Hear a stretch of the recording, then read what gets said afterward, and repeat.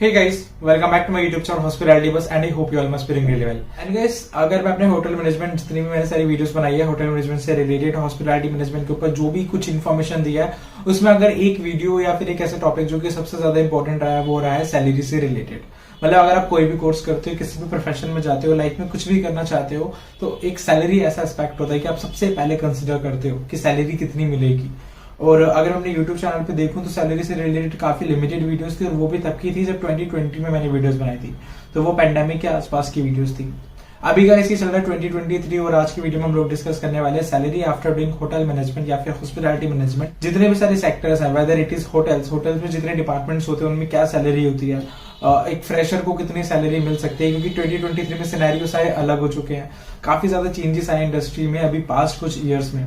तो हम लोग डिस्कस करेंगे उसके बारे में कि होटल्स में कितनी सैलरी है अप्रोक्सीमेटली, रिटेल्स में, क्यूएसआर्स में यानी कि क्विक सर्विस रेस्टोरेंट्स, या फिर अगर हम लोग क्रूज शिप्स की बात करें या फिर अगर हम लोग एयरलाइंस की बात करें तो इन सब में कितनी सैलरीज होती है। वैसे अगर हम लोग अब से कुछ साल पहले की बात करें तो अप्रोक्सीमेटली होटल्स में सैलरी होती थी 13 to 14 या 15,000 के आसपास, यानी कि 14,000 एक अप्रोक्स थी जो सैलरी मिलती थी। बट अभी के अगर करंट सिनेरियो में हम लोग अप्रोक्स सैलरी की बात करें तो approx salary is around 18 to 20,000 मैं एक बोलूंगा आप लोगों को। सो यस, अगर आप लोग होटल्स में जॉब करते हैं, whether it is front office department, housekeeping department, एफएनबी department, kitchen department, kitchen में आपको एज एन कॉमी स्टार्ट करना पड़ेगा, बाकियों में एज एन असिस्टेंट या फिर एसोसिएट स्टार्ट करना पड़ेगा। तो आप लोगों की सैलरी अप्रोक्सीमेटली, ये बहुत ज्यादा एक अप्रोक्सीमेट फिगर है कि 18 to 20,000 हो सकता है। कितने होटल्स में इससे कम मिले, हो सकता है कितने होटल्स में से ज्यादा मिले, depending upon hotel to hotel. ये बहुत ज्यादा फिगर डिपेंड करती है, ये सिटीज पे भी डिपेंड करता है। जैसे दिल्ली जैसे सिटीज में, एनसीआर जैसे सिटीज में हम लोगों की काफी ज्यादा फंक्शनिंग होटल्स होते हैं, तो यहाँ पर जो सैलरी होगी वो आपको अलग देखने में मिलेगी होटल्स में।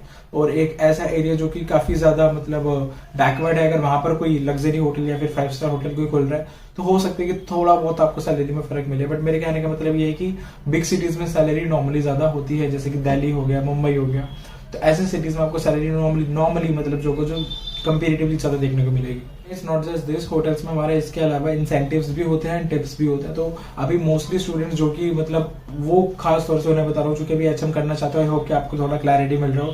तो अगर आप लोग एचएम करने की सोच रहे हो तो आपको मतलब अप्रोक्सीमेटली मान सकते हो कि इतने सैलरी आपको मिलेगी। इसके अलावा हमारे पास इंसेंटिव्स होते हैं, टिप्स होते हैं। फ्रंट ऑफिस में हमारे यस टिप्स ज्यादा रहती है, हमारे एफएनबी सर्विस में टिप्स ज्यादा रहते हैं। किचन में हमारा नॉर्मली इंसेंटिव होता है क्योंकि किचन में तो गेस्ट इंटरेक्शन होते नहीं, तो वहां पे तो टिप्स का इतना कुछ नहीं है। लाइव काउंटर पे अगर कुछ हो गया तो हो गया, और वैसे भी टिप्स अलाउड नहीं होता, मतलब होटल्स में इट्स नॉट अलाउड कि आप लोग टिप ले लो। बट फिर भी लोग कितनी बार ऐसा होता है कि गेस्ट बोलते हैं तो लोग ले लेते हैं। ठीक है, अगर आप लोग एफएनबी सर्विस डिपार्टमेंट हो तो एफएनबी सर्विस डिपार्टमेंट में आपको इंसेंटिव्स भी अच्छे खासे मिल सकते हैं और टिप्स भी अच्छे खासे मिल सकते हैं।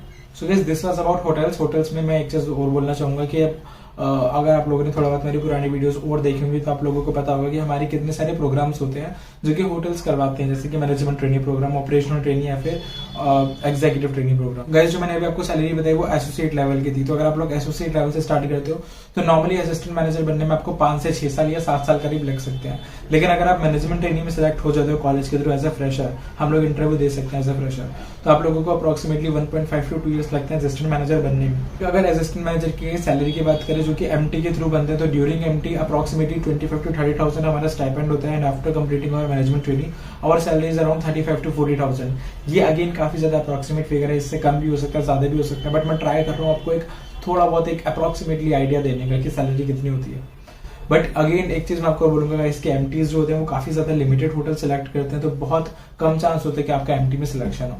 इसके अलावा हमारे एग्जीक्यूटिव ट्रेनिंग होते हैं, ऑपरेशनल ट्रेनिंग होते हैं, उनकी सैलरी भी इसके आसपास होती है, लेकिन एमटी जितनी तो नहीं होती। But yes, I will say कि अगर आपको एसोसिएट मिल रहा है होटल का और दूसरे 5 स्टार होटल का आपको एग्जीक्यूटिव ट्रेनिंग या फिर ऑपरेशनल ट्रेनिंग मिल रहा है तो you should always go for operational training या फिर executive training. Guys, this was about hotel industry. अभी हम लोग बात करते हैं अपने रिटेल्स की। तो अगर आप लोग रिटेल्स में सिलेक्ट होते हो, ये फैशन रिटेल्स नॉर्मली जो होती है वो आईएचएम्स में विजिट करती हैं। एक चीज मैं और बोलूंगा, ये जो मैं सैलरीज बता रहा हूँ ये कॉलेजेस पर भी बहुत डिपेंड करती है। अगर आपका कॉलेज काफी अच्छा कॉलेज है तो चांसेस आर देर के कॉलेज में आपको सैलरी थोड़ा बहुत देखने को मिले।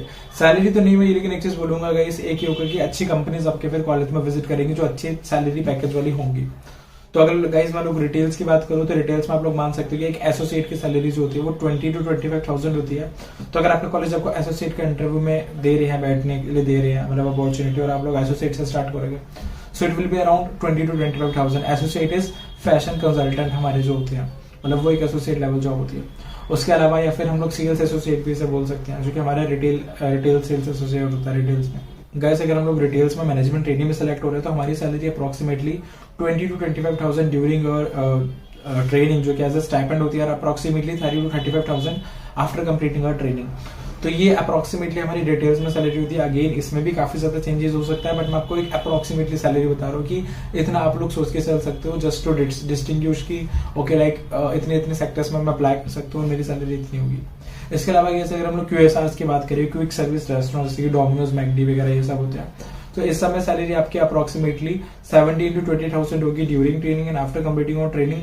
आई डोंट थिंक कि इसमें थोड़ा डिपेंड करता है, कितनी जगह सैलरी चेंज नहीं होती, कितने की जगह चेंज होती है, वो धीरे धीरे भी चेंज करते हैं। यानी कि वो ऐसा बोलेंगे कि 6 महीने बाद आपकी चेंज हो जाएगी, फिर 6 महीने बाद, तो अप्रोक्सीमेटली आप मान सकते हैं कि 25,000 के आसपास या कहीं कहीं 30,000 के आसपास भी QSRs में सैलरी होती है आफ्टर कंप्लीटिंग योर MT।